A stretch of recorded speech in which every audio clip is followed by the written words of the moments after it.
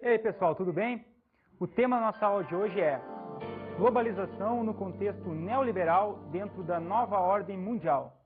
Esse tema é um tema complexo, né? Muitas palavras difíceis, mas a nossa ideia é trabalhar justamente item a item para mostrar para vocês que hoje a globalização é um fenômeno que, na sua base, é um fenômeno econômico, mas tem implicações também culturais, sociais, geopolíticas, enfim, é um processo hoje realmente importante para a sociedade humana, ou seja, nós temos hoje um sistema capitalista efervescente, né, ou seja, predominante, que tem já a sua base global, ou seja, a maioria dos países no mundo aderiram ao sistema capitalista de mercado, e nesse sentido nós precisamos entender alguns pontos históricos dessa questão toda, como surgiu isso, qual seria o ponto-chave, qual seria o marco desse processo chamado de globalização.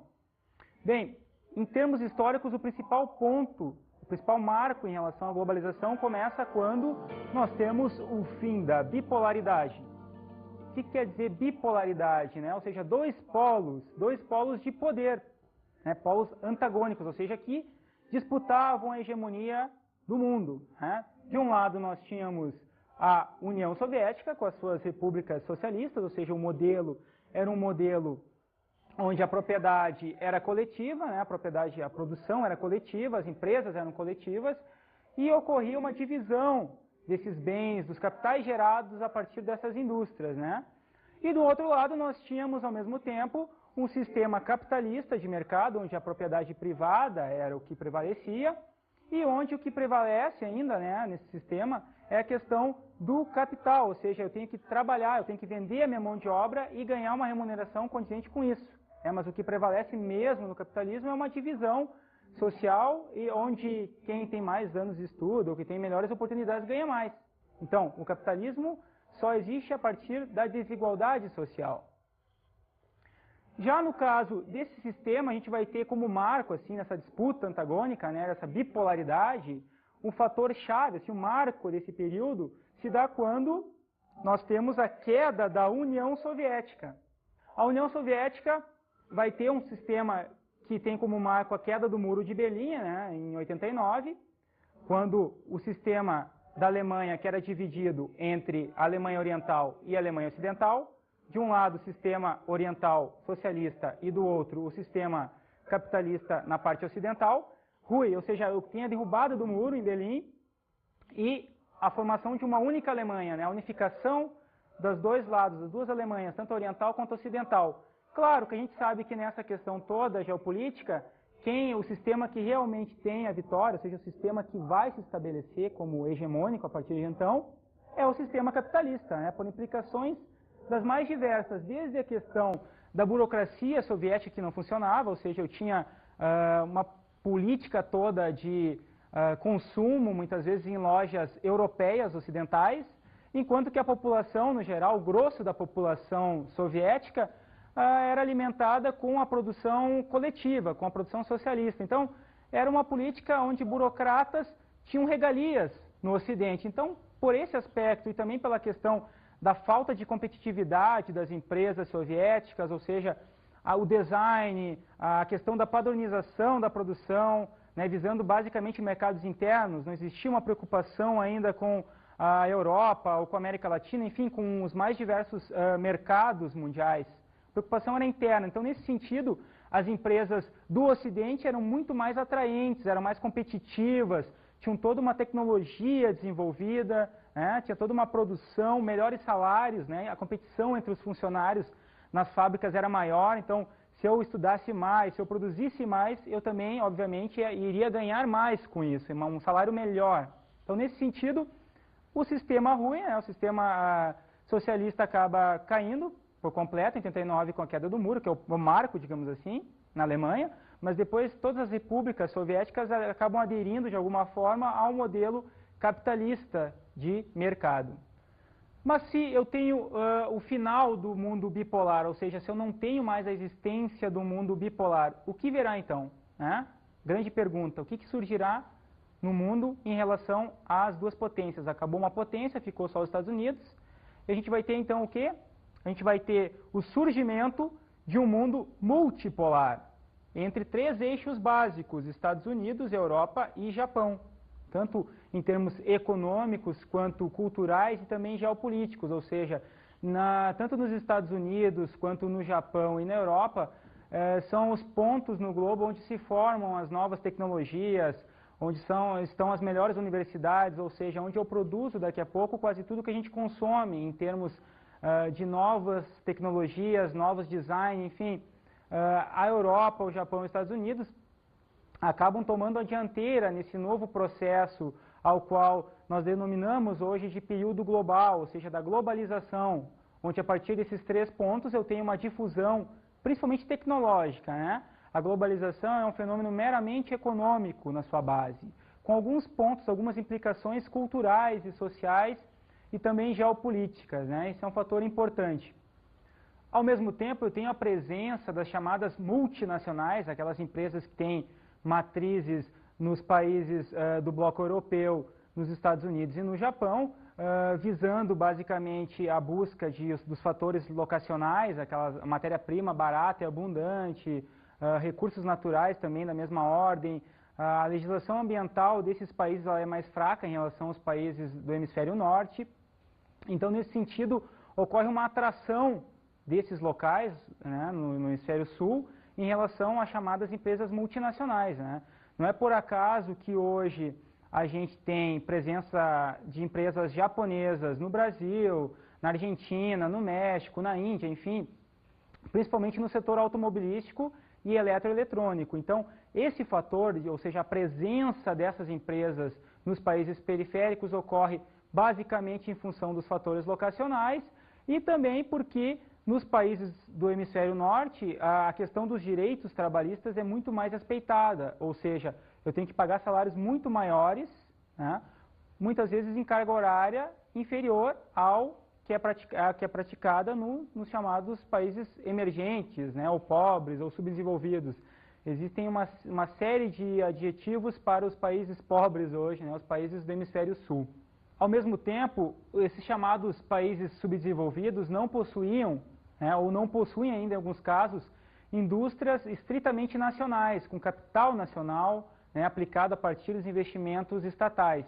A maioria dos países subdesenvolvidos utiliza capitais de empresas estrangeiras, né. O Brasil é um grande exemplo. A nossa industrialização é considerada recente no mundo, né, a partir da década de 50, principalmente, com capital, principalmente na indústria de bens de consumo, né, automóveis, alimentos, roupas, enfim, boa parte do que a gente consome hoje provém de empresas com sede num daqueles três eixos, né, comentados. União Europeia, no caso, Japão e Estados Unidos. Então, quase tudo que a gente consome em termos de medicamentos, alimentos, automóveis, as principais marcas, né, os principais conglomerados, as principais empresas provêm dos chamados países ricos, né, dos países do hemisfério norte.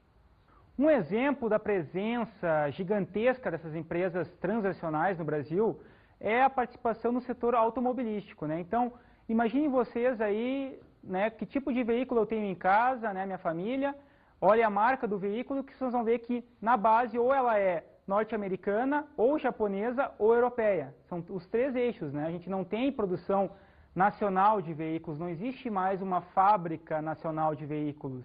Por quê? Porque a partir de uma competição externa, essa fábrica entrou em falência, né? As fábricas europeias, norte-americanas e japonesas possuem tecnologias aprimoradas, tecnologias em setor de design, investimentos em engenharia, enfim, que possibilitam a construção de carros mais velozes, com melhores tecnologias. Então, nesse sentido, a população vai acabar comprando, vai acabar consumindo os carros que vêm da Europa, ou do Japão, dos Estados Unidos, enfim, desses três eixos principais aqui que a gente está estudando nesta aula. Analisando essas implicações da presença dessas empresas nos mais diversos cantos do mundo, digamos assim, né, nós temos que analisar que na verdade, o surgimento ou a existência de um processo denominado a globalização. A globalização é um processo onde os mercados financeiros, econômicos em geral, estão interligados, né, através de bolsas de valores, né. Ao mesmo tempo, eu vou ter também a presença dessas grandes empresas multinacionais e transnacionais nos mais diversos continentes do mundo. E também eu vou ter algumas implicações culturais em relação à globalização, ou seja, eu vou ter talvez a instituição de hábitos de consumo considerados globais, né? Daqui a pouco eu vou ter um chinês consumindo Big Mac, consumindo fast food, enfim, coisas norte-americanas, ou um brasileiro consumindo um saquê, tomando um saquê, enfim. A globalização também se dá através da cultura, das trocas culturais entre os povos, né? Então esse processo é um processo que começa realmente a aparecer na década de 70 no mundo, né? O Brasil entrou, digamos, tardiamente nesse processo, assim como a maioria dos países ditos subdesenvolvidos. Mas por que esse processo entrou tardiamente aqui? Em países como o Brasil, Argentina, Índia, México, o processo de globalização é tardio porque os governos que assumem essa política entram principalmente no final da década de 80 no poder e início da década de 90. Já nos países pioneiros nesse processo, principalmente na Inglaterra e nos Estados Unidos, esse processo vai ser estabelecido pelos governos locais a partir do final da década de 70 e início da década de 80, principalmente a partir do governo da primeira-ministra Margaret Thatcher, na Inglaterra, e do presidente Ronald Reagan, nos Estados Unidos. Então, esses dois governantes adotaram a política neoliberal, que preconiza basicamente os seguintes pontos, né? A privatização das empresas estatais, eles alegavam que na época essas empresas serviam apenas como cabide de emprego, né? Não geravam lucro e não tinham eram ociosas, não possuíam uma certa produtividade, então era necessário que essas empresas fossem privatizadas. E ao mesmo tempo eu teria que ter um livre mercado, ou seja, as empresas vão flutuar, vão buscar novos mercados ao sabor da economia, né? Buscando basicamente lucros maiores, geralmente nos países subdesenvolvidos, né? Os países localizados basicamente no hemisfério sul. Ao mesmo tempo, eu vou ter um deslocamento das chamadas multinacionais dos seus países de origem, ou seja, das suas matrizes, para as filiais, ou seja, eu vou estabelecer filiais em países periféricos, como o Brasil, como o México, como a Índia, enfim, esse grupo todo de países que até certo ponto necessitava da entrada dessas multinacionais, né? O Brasil, na época já do próprio Juscelino Kubitschek, mas passando pela história e chegando até o Collor, necessitava da entrada dessas empresas, principalmente para atrair o quê? Investimentos tecnológicos, né? Empresas como a General Motors, né? Como a Chrysler, empresas do setor eletrotécnico, enfim, empresas que têm alta tecnologia, elas acabam de alguma forma repassando essa tecnologia para os países onde elas se instalam. Então, nesse sentido, o Brasil também ganha em inovação tecnológica. O que a gente tem que entender também é que a globalização, ela acaba sendo um processo meramente econômico, basicamente em função da exploração, a exploração do trabalho. As empresas que se instalam no Brasil, muitas vezes elas vão buscar alguns fatores locacionais e até investimentos do próprio governo local, sendo que, no fundo, essas empresas não precisam desse tipo de investimento. Empresas como a General Motors, por exemplo, estão entre as 10 maiores do mundo hoje, em todos os setores da economia. Então, até que ponto esse tipo de empresa precisa realmente de incentivo fiscal de um governo como o brasileiro para se instalar, né? No fundo, o que ela está procurando é aumentar a sua taxa de lucro, já que nas suas matrizes esse tipo de lucro ele vai sendo reduzido aos poucos em função dos altos salários que são pagos para o seu trabalhador. Tomando então a economia como base, podemos notar que nesse processo chamado de globalização, as empresas acabam buscando os fatores que mais lhes interessam, né? E ao mesmo tempo eu vou ter numa escala macro, ou seja, a partir principalmente de uma especulação que ocorre via bolsas de valores, os mercados, na verdade, eles flutuam, né? Eu tenho a presença nos mais diversos continentes, independente do tipo de país, se o país é pobre ou rico, a presença de bolsas de valores, né? Porque a economia hoje ela não ocorre apenas em termos de produção. Existe uma economia que é a economia produtiva, ou seja, o investimento de uma determinada empresa, de um determinado setor, na produção, gerando emprego, gerando, por exemplo, um veículo, né? Uma empresa automobilística. E do outro lado eu vou ter uma especulação econômica, ou seja, a partir das bolsas de valores, né? Criando ações, tanto empresas quanto mega investidores vão especular, vão investir nessas bolsas em mercados emergentes muitas vezes. Só que como no atual processo de globalização ocorre principalmente via novas tecnologias informacionais, das quais eu tenho o principal exemplo, a chamada rede mundial de computadores, a internet, uma troca constante, online, né, no momento certo, entre os mercados emergentes com os mercados europeus ou norte-americanos, enfim, onde estão as principais bolsas de valores. Então basta eu ter uma crise no Brasil, por exemplo, que lá no mercado europeu vai acontecer de um investidor lá da França, por exemplo, online, ou seja, no momento certo, virtual, transferir um valor investido no governo brasileiro ou no Estado brasileiro direto para a sua matriz, lá para a Europa. Então, esse processo ele é facilitado a partir das novas tecnologias, das quais a internet é a principal hoje, né? Ao mesmo tempo, eu vou ter, nesse processo onde a economia é a base, os governos, de alguma forma, buscando novos investimentos, atraindo novos investimentos externos, né? A gente teve há pouco tempo aí um exemplo desse processo, o governo brasileiro, com uma grande comitiva indo para a China, né? Buscando o quê? A abertura do mercado chinês para o Brasil. Então, como a economia é a base, eu tenho que, ao mesmo tempo, me preocupar com o meu mercado interno, ou seja, o mercado brasileiro, e, ao mesmo tempo, buscar novos mercados, no qual, hoje, o principal mercado mundial é o mercado chinês, né? E com mais ou menos 1 bilhão e 300 milhões de habitantes, sendo que mais ou menos 600 milhões de chineses com algum potencial de compra, ou seja, desses 600 milhões eu tenho aí boa parte que tem uma renda, que possui realmente um poder de compra para consumir aí, talvez calçados brasileiros, né, ou daqui a pouco alguns produtos agrícolas como a soja, né, como o café, enfim. O Brasil tem até uma preocupação muito grande em relação a novos mercados, né, e esse é um fator importante em relação à globalização. E a globalização, nesse sentido, é meramente econômica. Ela tem implicações culturais? Tem.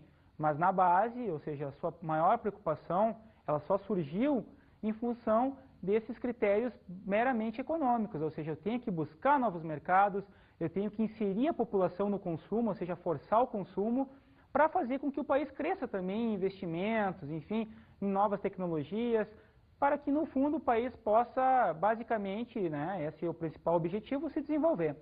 Mas a globalização, né, como eu já havia dito, tem na sua base a questão econômica, né, a questão de procura de novos mercados, busca de novos mercados, mas também ocorre, obviamente, né, já que eu tenho trocas comerciais quase que constantes entre os blocos, entre os países, eu vou ter também influências culturais nesse processo, onde uma população de determinado país vai sofrer impacto, sim, de uma determinada forma, de uma determinada maneira de consumo, né? Então, nesse sentido, a globalização também tem influências culturais. Por exemplo, quando eu começo a consumir determinado tipo de produto provindo, basicamente, dos países ricos, lá dos Estados Unidos, né, da Europa, eu, de alguma forma, vou estar me adaptando a essa questão de consumir produtos já específicos, numa determinada linha, com uma certa tecnologia, né, com uma matriz já toda tecnológica desenvolvida. Então, nesse sentido, a população vai adotar esses modos de vida e vai reprisar isso no dia a dia, né? Tu vai usar uma roupa lá com estilo mais europeu ou norte-americano. A gente tem uma presença muito grande no Brasil desses modos, esses padrões culturais, principalmente norte-americano, né? O Brasil ele é extremamente influenciado tanto na música, né, quanto no cinema, principalmente no cinema, né? Notem assim o que tem de filme norte-americano em cartaz nos cinemas aí pelas grandes capitais brasileiras e como a população brasileira gosta desse tipo de filme, né? Hollywood, então, é aquela grande produção para o mundo, mas ao mesmo tempo é uma produção geopolítica, porque ela procura, sim, vender através do cinema a imagem do país. Existe uma série de filmes norte-americanos que reprisam os padrões culturais norte-americanos. Então, no momento que eu estou absorvendo, estou vendo aquele filme, de alguma forma, alguma influência ocorre, né? E nesse sentido eu posso daqui a pouco deixar de lado as minhas influências regionais, culturais, brasileiras, né? Para assumir uma influência europeia, norte-americana, enfim. A globalização também ocorre em termos culturais, né? Então esse processo, ele vai ocorrer basicamente nos últimos 30 anos, né? Quando eu tenho o surgimento de novas tecnologias, a presença das grandes empresas e, obviamente, os choques, digamos assim, culturais, né? Porque a entrada dos produtos norte-americanos, europeus no Brasil, ela ocorre de uma maneira intensa, forte, muito grande, e vai influenciar, sim, nossos hábitos, nossos modos de vida. Aparecem ainda nesse processo de globalização alguns focos de resistência, principalmente localizados no Oriente Médio, ou seja, naquelas nações, digamos, árabes, né, que têm influência principalmente da religião islâmica, e em alguns países do Sudeste Asiático, notadamente na China e na Índia. São países que ainda mantêm boa parte dos seus traços culturais, né, mantêm a sua religião, mantêm os hábitos alimentares, mantêm as suas vestimentas principais, mas ainda assim esses países também estão sofrendo com a globalização. Exemplo disso são as empresas norte-americanas que conseguiram entrar na China, por exemplo, a partir de 98. Né? Grupos como o McDonald's ou a Coca-Cola conseguiram entrar nesse grande mercado, que é a China, e já estão, de alguma forma, modificando os hábitos. Né? Existem chineses hoje, principalmente o jovem chinês, que está se moldando, se adaptando a essa nova forma cultural. Está gostando realmente de consumir aí um Big Mac, consumir um determinado produto, como tomar Coca-Cola ou uma Pepsi, porque isso representa uma aproximação com o Ocidente. E para esse jovem, daqui a pouco, ser um jovem ocidental, ou pelo menos ter os hábitos parecidos com o Ocidente, é importante. Né? Toda uma questão cultural, uma difusão que é vendida mundo afora a partir do esporte, a partir do cinema, e que de alguma maneira vai influenciar sim a população desses focos de resistência. Né? Fora isso, a gente vai ter no mais a presença quase que constante de grandes empresas nos mais diversos continentes. Né? Independente da religião, independente do tipo de cultura, na globalização a gente vai ver que para a grande empresa multinacional o importante é a agregação de novos mercados. Esses mercados vão ter como ponto principal, né, o reforço do consumo via difusão midiática, ou seja, eu vou criar uma tecnologia, eu vou criar uma mídia toda própria para um produto, né? Eu vou mostrar que esse produto é global, daí porque na globalização cultural quase sempre se mostra o globo, né? O globo é uma figura característica, né? Porque é mostrar que o mundo foi reduzido, que hoje todos os povos se interligam, que todas as culturas estão presentes, né? Que existe um mosaico cultural, ou seja, muitas culturas se mesclando, se misturando, né? E tudo é possível. Por quê? Porque, no fundo, o meu pano de fundo para a globalização cultural é a globalização econômica, é ela que prevalece, é a base de tudo. Eu quero vender produtos, eu quero agregar mercados, eu quero fazer com que a população de todo mundo consuma a minha marca de carro, consuma a minha marca de celular, enfim. Existe uma padronização hoje cultural, principalmente via produtos, né? Via modelo industrial. Essa é a globalização. Quem pensa que a globalização, a troca cultural, vai acabar modificando a vida de uma pessoa que mora na China em relação a uma pessoa que mora no Brasil, pensa errado. Porque, no fundo, o que está se buscando realmente é a questão da produção industrial para mercados. Né? O Brasil também está nessa lógica, está buscando novos mercados, está vendendo coisas que eram estritamente nossas aqui, né? Permanentemente nossas, como a cachaça, por exemplo. Né? A cachaça hoje está presente na Europa, está presente no Japão, enfim, está presente em vários países, em vários continentes. Por quê? Porque é um mercado, né? Vender coisas exóticas, né? Para o Brasil, assim, a cachaça em relação a outros países é uma coisa exótica, representa uma cultura, mas o pano de fundo é a venda mesmo do produto, é uma questão meramente econômica. Ao mesmo tempo, eu vou ter um processo hoje de venda que tem, sim, a criação de agências internacionais, ou seja, o mercado hoje ele está estruturado a partir de organismos internacionais. O principal organismo nesse sentido hoje se chama a Organização Mundial do Comércio, né? Conhecida popularmente como OMC. Nessa organização vão se dar as leis trabalhistas internacionais, as leis de mercado. Então, todo país que se sentir de alguma forma prejudicado em função de um determinado produto pode entrar com uma ação judicial junto à OMC e exigir seus reparos, né? Ou até uma multa em relação ao concorrente. Exemplo dessa lógica ocorreu há pouco tempo entre o Brasil e o Canadá, onde a empresa brasileira de aviação, a Embraer, ganhou uma concorrência internacional junto à França e os canadenses não gostaram. A empresa canadense chamada Bombardier não gostou dos preços praticados pelo Brasil e resolveu entrar com uma ação na OMC. Essa ação, ela, digamos que terminou empatada, 1 a 1. O Brasil teve que reduzir a sua margem de lucro em relação à Embraer, mas a empresa canadense também teve que modificar o seu planejamento, modificar a sua estrutura naquela licitação internacional. Então, hoje, a economia cada vez é mais dinâmica e existem organismos que regulam essas trocas comerciais. porque senão daqui a pouco os países que têm as melhores tecnologias, que têm as maiores empresas, as empresas mais poderosas, vão acabar quebrando as economias locais. E o Brasil é um exemplo desse mercado que hoje é cada vez mais integrado e ao mesmo tempo sofre com a presença das grandes empresas. As grandes empresas são predadoras nesse sentido, né? Ocorre aqui uma aproximação meio entre o mundo da biologia, né, o animal ali predador, contra a sua presa, né, caça e presa, né, coisas que hoje na economia global também ocorrem, né, as grandes empresas acabam quebrando as empresas locais. O Brasil sofreu muito a partir da concorrência de grandes empresas do setor calçadista chinesas, né, muitas vezes com capital norte-americano e japonês, que foram se instalar na China em função da matéria-prima barata, da mão de obra quase que escrava naquele país. Então elas conseguiram abrir mercados no Brasil, naquele período lá do Collor, que eu já havia comentado, e resolvem de alguma maneira baratear os custos, ou seja, preço de calçado a preço de banana, né? Um preço muito barato. Já o calçado aqui, principalmente da região sul do país, né? Rio Grande do Sul e algumas empresas do Sudeste acabam quebrando, porque a concorrência é desleal, né? Até 10 vezes menos o valor de um calçado chinês para um calçado brasileiro. Então houve uma quebradeira geral dessas empresas do setor calçadista, fazendo com que o Brasil perdesse nesse sentido, né? Então ocorre ao mesmo tempo uma perda no setor calçadista e pode ocorrer um certo favorecimento ou um ganho de causa em relação ao setor agropecuário, por exemplo, que nesse sentido o Brasil é um grande produtor, é uma potência agrícola mundial hoje, né? Então, nesse sentido o Brasil ganha em um setor, perde no outro. São as chamadas vantagens comparativas, né? Eu perco em relação ao calçado, mas posso ganhar em relação à soja, ou em relação ao algodão, enfim, uma série de cultivos agrícolas que podem me dar uma margem maior de lucro hoje no mercado internacional.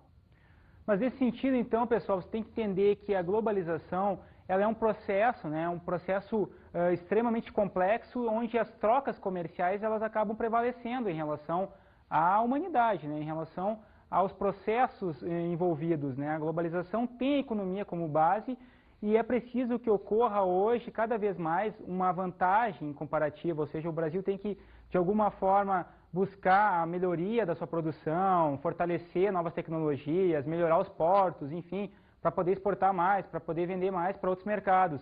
Mas não é só o Brasil que pensa assim, né, pessoal? Uma série de países no mundo hoje, ou seja, a maioria dos países que exportam alguma coisa, e hoje exportar é preciso cada vez mais para agregar valor aos produtos, pensam nessa questão, ou seja, modernizar portos, enfim, buscar novas infraestruturas para fortalecer o mercado internacional, para fortalecer a venda dos produtos desse país para os outros mercados, para os mercados externos, tá bom? Então, nesse sentido, a gente vai ver agora que o modelo neoliberal está associado, sim, à globalização. Duas coisas que se complementam. A partir da estruturação do modelo neoliberal da década de 70 no mundo, né, chegando ao Brasil mais tardiamente, por volta da década de 90, vai se estabelecer no mundo hoje um processo de globalização, ou seja, de trocas comerciais e também algumas influências culturais, que começam, sim, por implementações políticas, ou seja, a Thatcher e o Reagan resolveram adotar esse modelo, e alguns economistas importantes também escreveram sobre o tema, criando a nova ordem mundial, né, que é um modelo neoliberal. Mas para isso a gente precisa saber realmente o que é o modelo neoliberal. E nesse sentido a gente vai ver agora, né, uma enquete na rua, onde a gente vai tentar buscar, né, o que é o tal do modelo neoliberal, o que significa esse tal de modelo neoliberal. Vamos ver aí na rua a opinião das pessoas. Roda aí.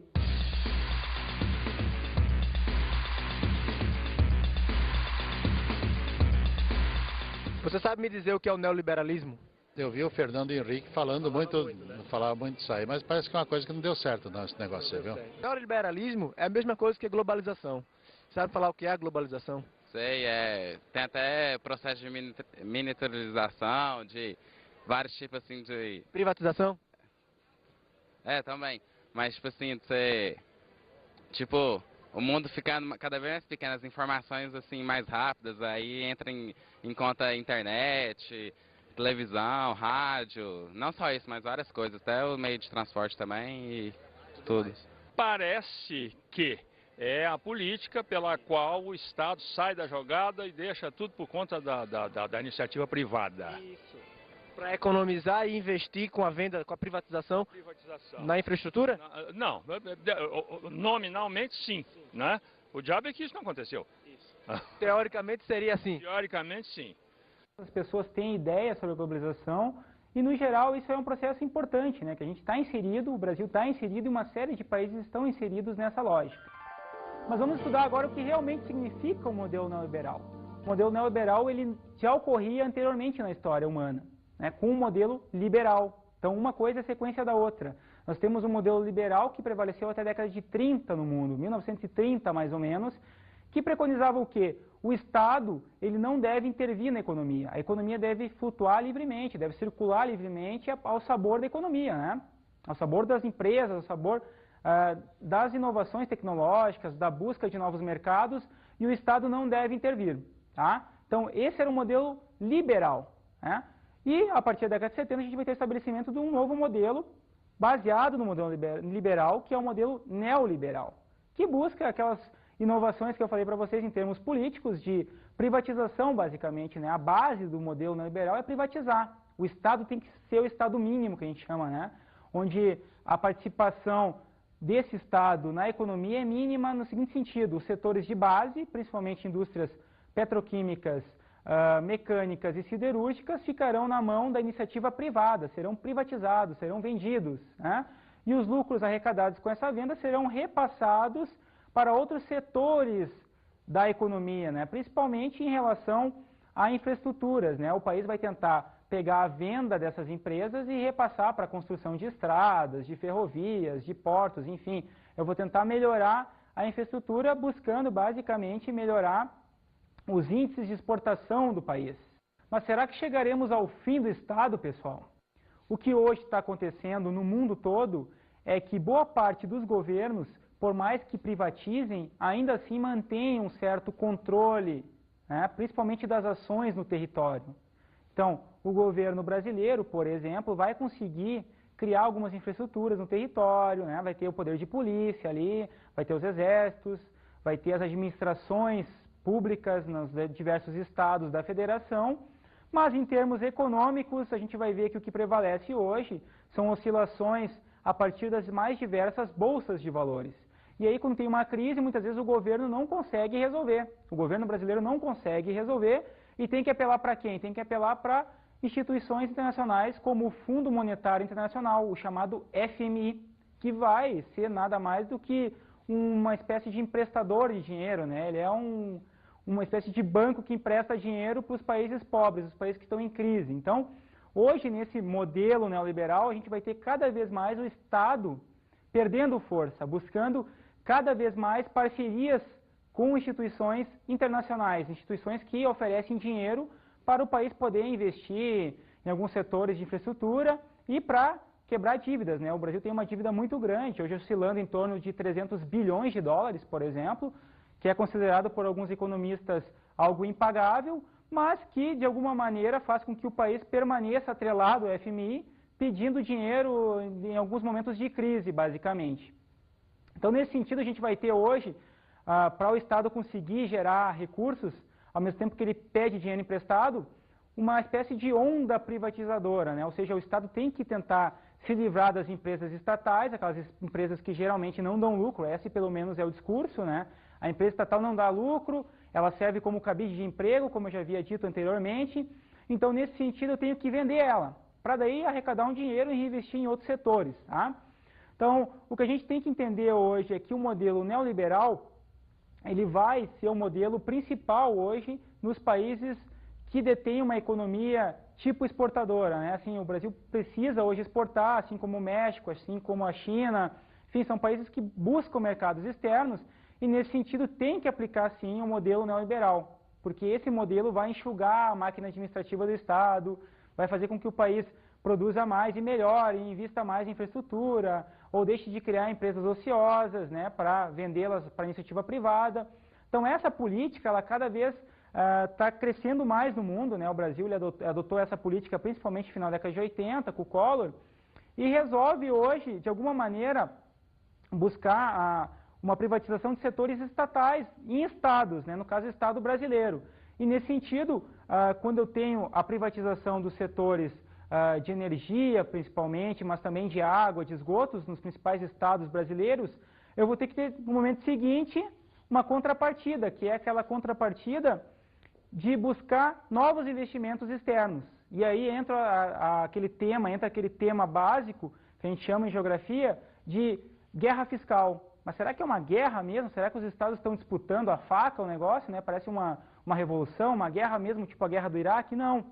É uma guerra simbólica, né? No sentido de que os estados estão buscando, de alguma maneira, atrair novos investimentos lá da Europa, dos Estados Unidos, inclusive até da China, para tentar gerar novos empregos, já que os empregos que eram das empresas estatais foram exterminados, né? Foram literalmente colocados à ruína, né? Você acabou com as empresas estatais, então muita gente ficou desempregada e teve que perambular pelas ruas. E muita gente pedindo esmola, inclusive nas grandes cidades, eram pessoas que trabalhavam sim em empresas estatais. Né? Isso é um fator interessante, um exemplo interessante dessa lógica atrelada ao modelo neoliberal. Bom, então nós temos aí uma redução dos direitos sociais. E vamos agora às nossas dicas de estudo.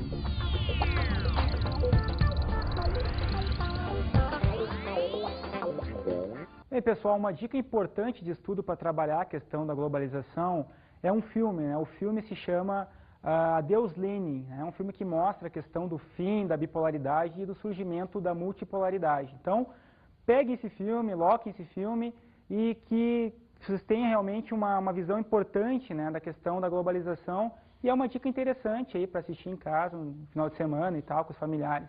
Tá ok?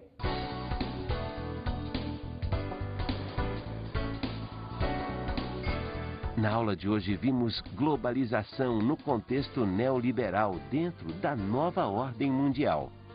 Esse processo é um processo extremamente complexo, onde as trocas comerciais e algumas influências culturais estão presentes, fazendo com que hoje a gente diga que o mundo está cada vez menor, ou seja, as relações entre as pessoas reduziram. O mundo continua o mesmo, as dimensões continuam as mesmas, mas as relações sociais, econômicas, políticas estão cada vez mais próximas através da construção de novas formas de comunicação, novos aparelhos, novos produtos, enfim, uma troca cada vez mais atrelada à economia. E compreendemos o modelo neoliberal. O modelo liberal é um processo onde as nações cada vez mais buscam reduzir os direitos sociais, reduzir a participação do Estado, tanto na economia quanto na geração de oportunidades para a população. Bons estudos!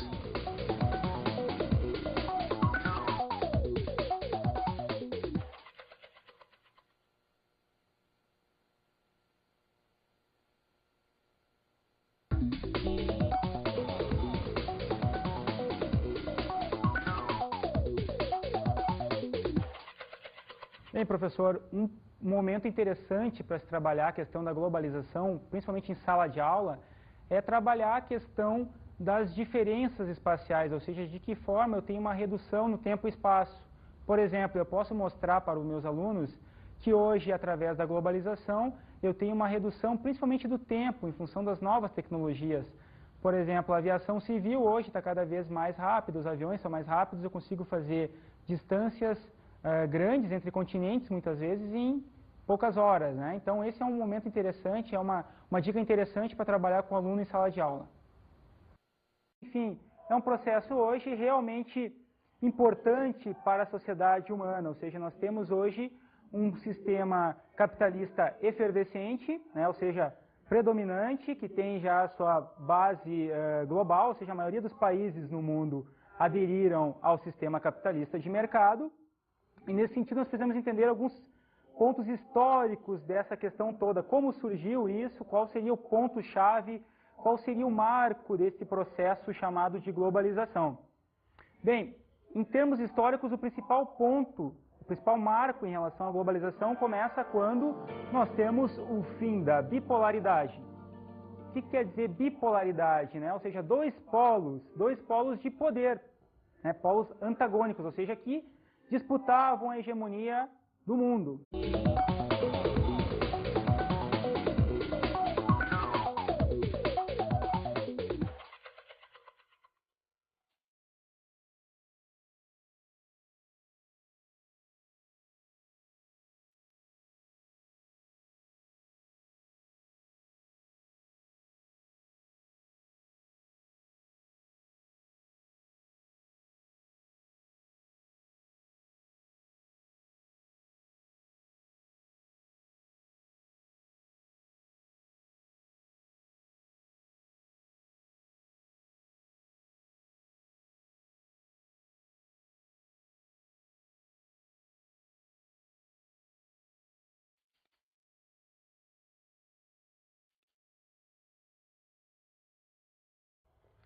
Já no caso desse sistema, a gente vai ter como marco, assim, nessa disputa antagônica, né, essa bipolaridade, um fator chave, assim, o marco desse período se dá quando nós temos a queda da União Soviética.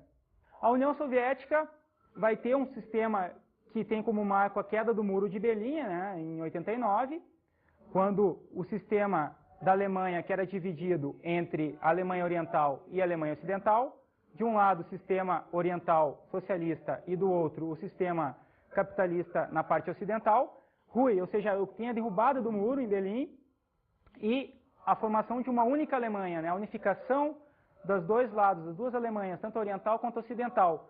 Claro que a gente sabe que nessa questão toda geopolítica, o sistema que realmente tem a vitória, ou seja, o sistema que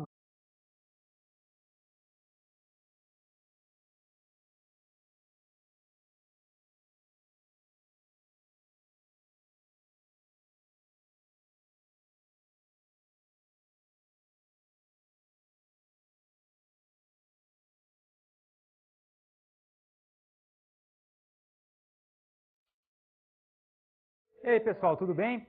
O tema da nossa aula de hoje é globalização no contexto neoliberal dentro da nova ordem mundial. Esse tema é um tema complexo, né? Muitas palavras difíceis, mas a nossa ideia é trabalhar justamente item a item para mostrar para vocês que hoje a globalização é um fenômeno que, na sua base, é um fenômeno econômico, mas tem implicações também culturais, sociais, geopolíticas, né? De um lado nós tínhamos a União Soviética com as suas repúblicas socialistas, ou seja, o modelo era um modelo onde a propriedade era coletiva, né? A produção era coletiva, as empresas eram coletivas, e ocorria uma divisão desses bens, dos capitais gerados a partir dessas indústrias, né?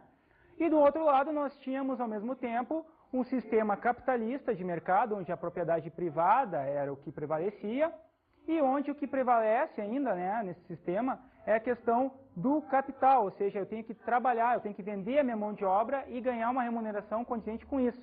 Mas o que prevalece mesmo no capitalismo é uma divisão social e onde quem tem mais anos de estudo ou que tem melhores oportunidades ganha mais. Então, o capitalismo só existe a partir da desigualdade social.